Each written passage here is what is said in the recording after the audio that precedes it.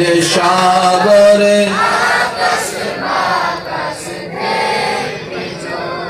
দেখি শেষবারের মতো যার যত শক্তি আছে সবাই মিলে একই আওয়াজে ত্রিভুবনের রে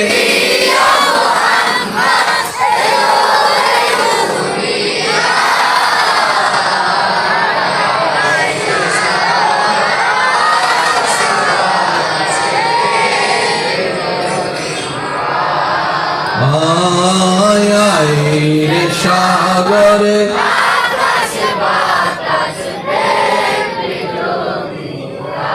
অন্ধকার উত্তর নাইলাছড়ি ইমাম গজ্জালি রাদিয়াল্লাহু তাআলা সুন্নিয়া মাদ্রাসার পরিচালনা কমিটি ও এলাকাবাসীর আয়োজনে জনাব মোহাম্মদ নাসিরউদ্দিন ভাইয়ের সভাপতিত্বে জনাব মোহাম্মদ সালাউদ্দিন মনির সাহেবের ভাইয়ের সঞ্চালনায় রওনকে মিল্লাত হযরতুল আল্লাম জনাব মাওলানা মুহাম্মদ আরিফুল ইসলাম রেজভী মাদ্দা জিল্লুহুল আলী হুজুরের উদ্বোধনে আজকের এই সজ্জিত আজিমুশান নূরানী ঈমানী মাহফিলের মান্যবর প্রধান ওয়াইজ হযরত শাহ সুফি আব্দুল আজিজ